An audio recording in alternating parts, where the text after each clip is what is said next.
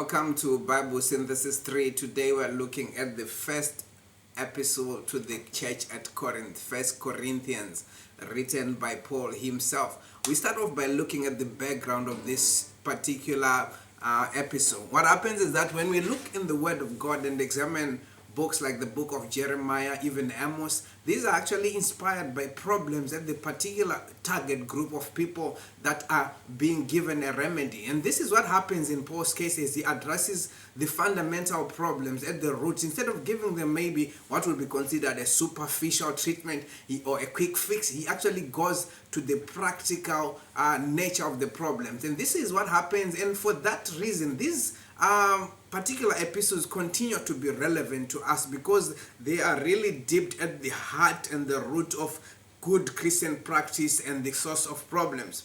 What you also need to understand, maybe before we judge the church at Corinth too harshly, is that these people were a church that was largely Gentile. There were, of course, a few Jews in there, but the majority, it was largely Gentile. And when you look at somebody who was Gentile at that particular stage, this church had been found during Paul's second missionary journey, which means it was a fairly infant church. And what you need to do when you look at a Gentile and compare them with, say, a typical Hebrew or a Jew, is that the Jew has got the advantage of having grown under the law or heard about covenant and some of the principles which actually govern the interaction with God. Yet a Christian Gentile is somebody with really no background. Most of them were surrounded by a heathen community, and they themselves would have grown in a heathen sort of culture, maybe idolatry and the things that go with that immorality.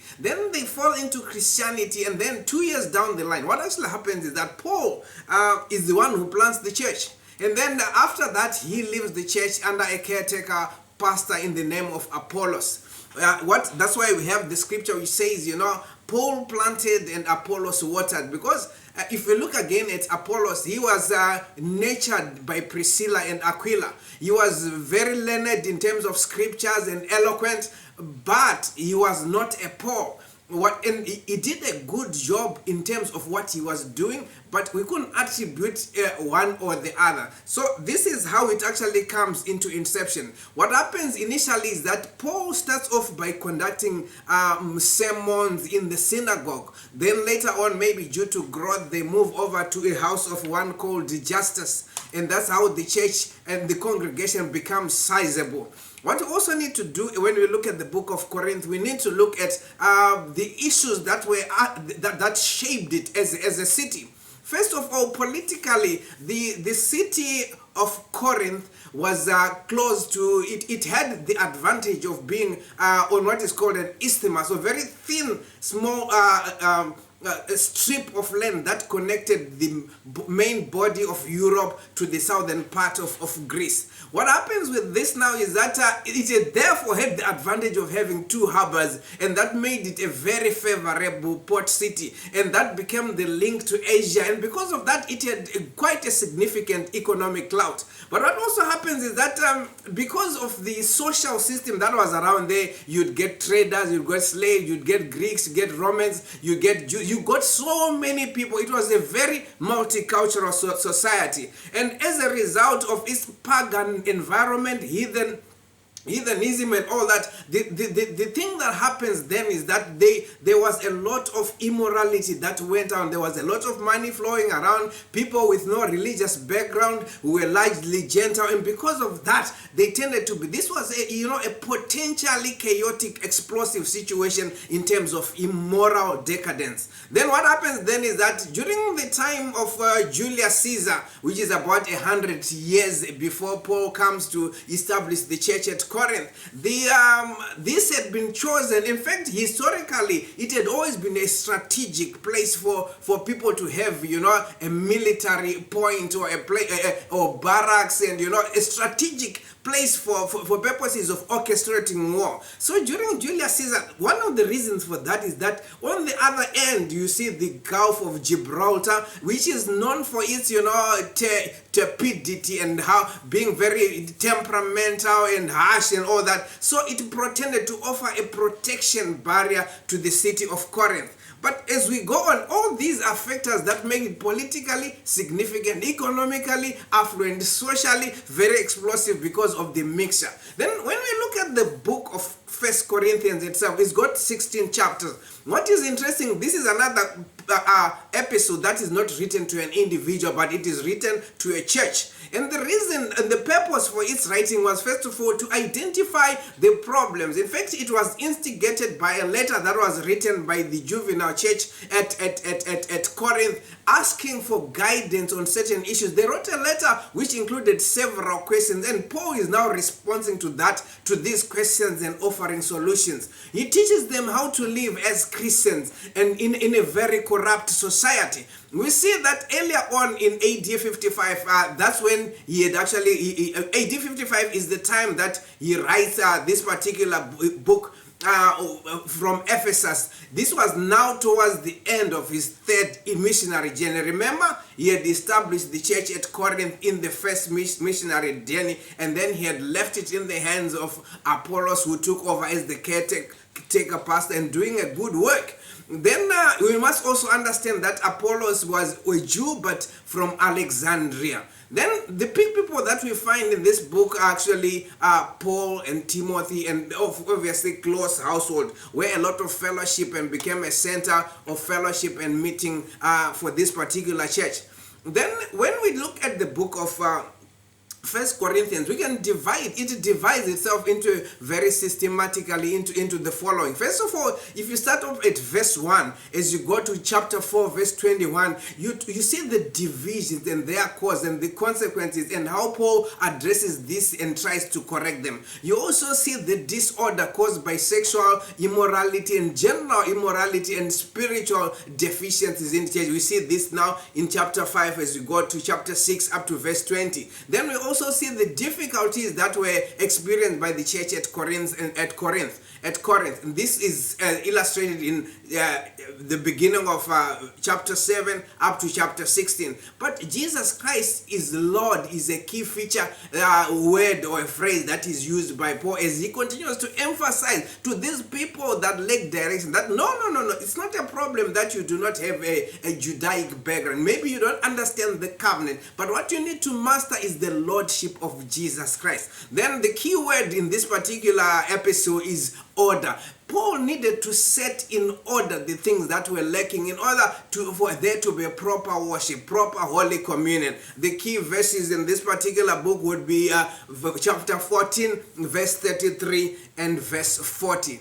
As we go on, we also realize that we need also to understand again the setting and the prompting of the writing of this particular letter. One, for instance, the idolatry was very rife in this. People came up with all sorts of worship, and there was general immorality. And then, like I said earlier on, it was a largely Gentile population that didn't have its roots in Judaism. They were to say it's spiritually uncivilized. Then they write a disturbing report as a young church to the men who had founded the organization or the church at Corinth. And then he writes this letter in order to address these questions to people he was obviously connected and for whom he had the burden.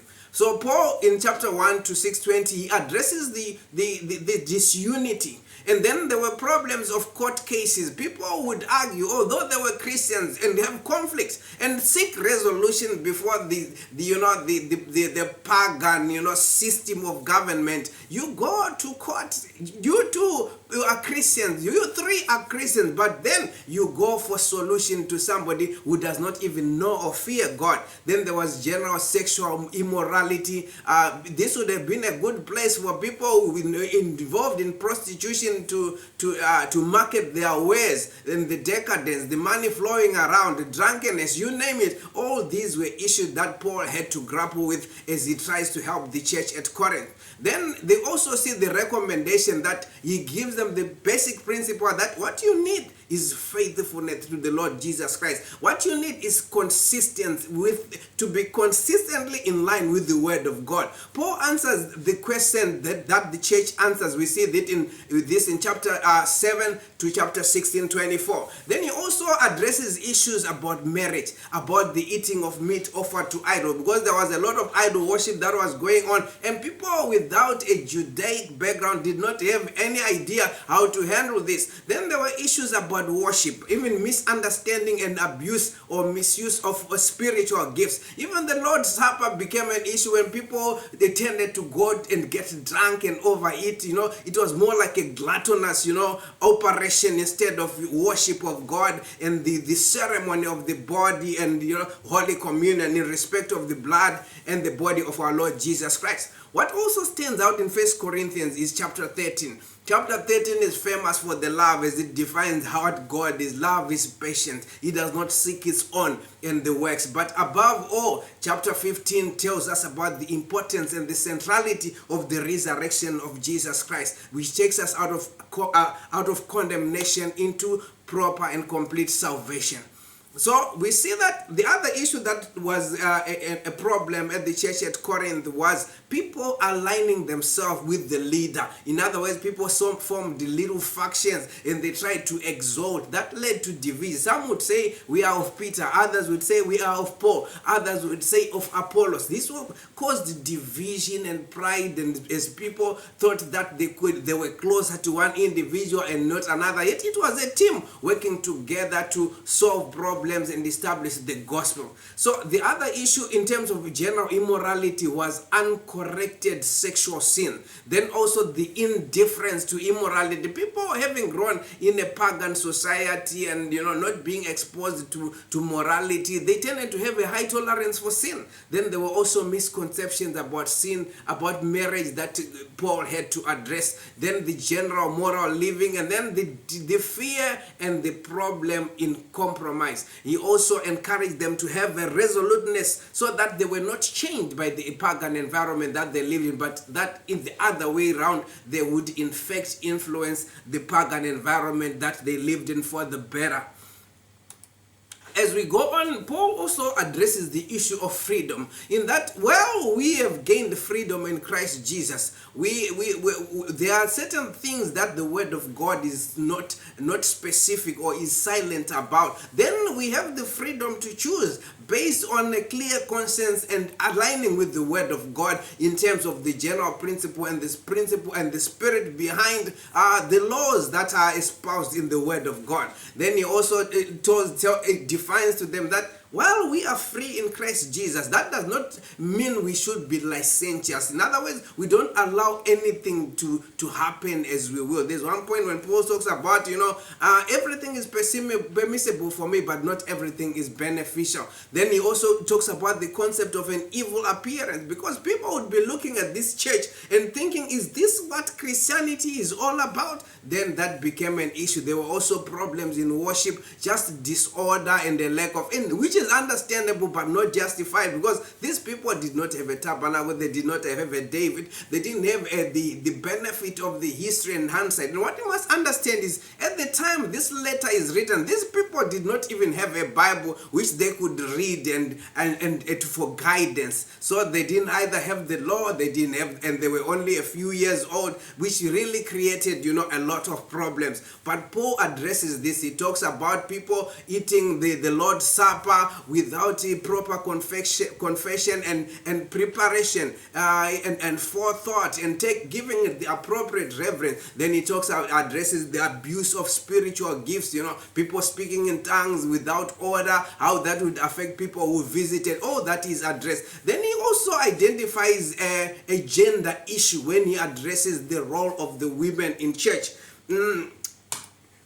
That's where we get people who may end up saying that women should not preach and women should, but all that is addressed conclusively in the book of 1 Corinthians.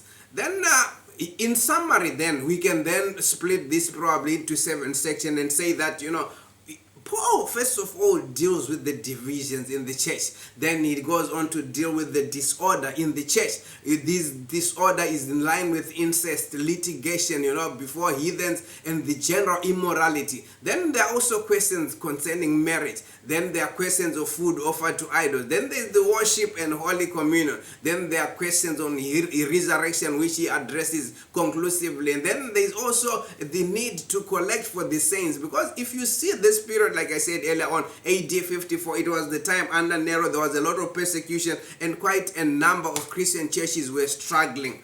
In conclusion, I would say this, that there are books that you continue to find that are useful. First of all, I always recommend Multination for Christ College Notes, which you find the African version or the Australian version. There's also a Bible handbook, which I recommend, 2003 by G.W. Knight, and J.R. Potter's 1995 Illustrated Guide to the Bible. And then there's also the Tyndale Bible Handbook. The Tyndale Bible Handbook. It's a little book like this, costs about $10. Very good book indeed. Readable and to the point. It really helps us a lot. The other thing is that David Smith's A Brief Survey of the Bible. And lastly but not least, the B.W. Johnson, People's New Testament. That is a hive of a lot of information. Without doing injustice to such a great book, this is all we can say today about the book of 1 Corinthians. We'll go out again with our usual song as we listen from you, Mercy Me.